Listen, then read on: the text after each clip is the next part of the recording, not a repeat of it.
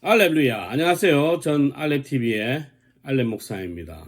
오늘은 신앙생활에서 성도 여러분이 가장 궁금해하면서도 질문하기 어려운 마치 요한계시록 같은 한 분야에 대해서 말씀을 드리려고 합니다. 그 분야가 뭐냐면 바로 치리입니다. 권징이라고 하기도 하죠. 그러면 치리와 권징의 차이는 뭐냐? 법적인 해석이 있겠지만 한문으로 보면 조금 이해를 하기 쉽습니다.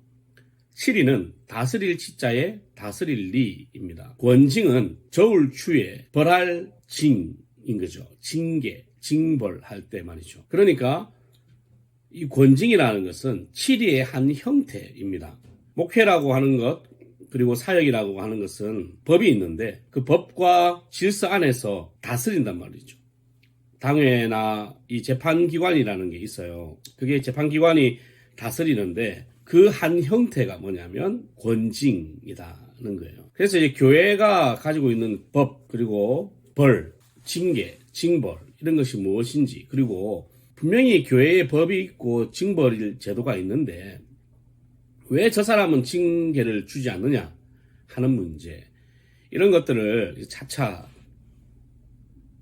다뤄보려고 합니다. 여러분들이 궁금해했던 것들을 이 영상을 통해서 좀 더 쉽게 이해하고 또 교회의 법이 여러분에게 쉽게 다가갈 수 있는 시간이 될 거라 생각을 합니다. 자, 권징의 의의가 있어요. 법에 보면 왜 권징을 주느냐에 앞서서 이 권징, 벌을 주는 의의가 뭐냐? 권징은 예수 그리스도께서 교회에 주신 권한을 행사하며 그의 설립하신 법 제도를 시행하며 교인, 직원 및 각급 치리회를 권고하는 것이다 라고 되어 있어요. 그러면 권징의 목적은 뭐냐? 권징의 목적은 진리를 보호하며 그리스도의 권위와 영광을 옹호하며 악행을 제거하고 교회의 정결과 덕을 세우며 범죄자의 영적 유익을 도모하는 데 있다. 여기서 가장 중요한 것은 뭘까요? 범죄자의 영적 유익을 도모하는 데 있다. 이게 목적이에요. 단순하게 벌을 줘서 어떤 기간 동안 너는 계속 벌 중에 있는 거야 라고 하는 게 아니고, 정죄의 의미가 아니고, 교회의 법, 교회의 벌은 뭐냐면 죄를 지은 사람이 어떻게 하면 영적으로 더 나은 삶을 살 수 있을까? 빨리 회복할 수 있을까?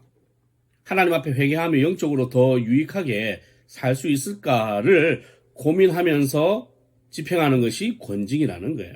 권징의 목적 첫 번째, 이상 목적을 성취하려면 지혜롭게 하며 신중하게 처리해야 할 것이다. 2번, 각 치리회는 권징할 때에 그 범행의 관계와 정형의 경중을 상고하되 사건은 같으나 정형이 같지 아니함을 인하여 달리 처리할 것도 있다. 같은 부류의 사건이라고 해도 그 상황과 그 범죄가 일어난 상황, 그리고 사정들이 다를 수 있기 때문에 결과는 다르게 나올 수 있다는 거죠. 자, 권징에 대해서 여러분들이 가장 먼저 알아야 되는 것이 뭐냐면, 권징의 목적은 범죄자, 그러니까 죄를 지은 자가 그 죄값을 받도록 하는 것이 아니다.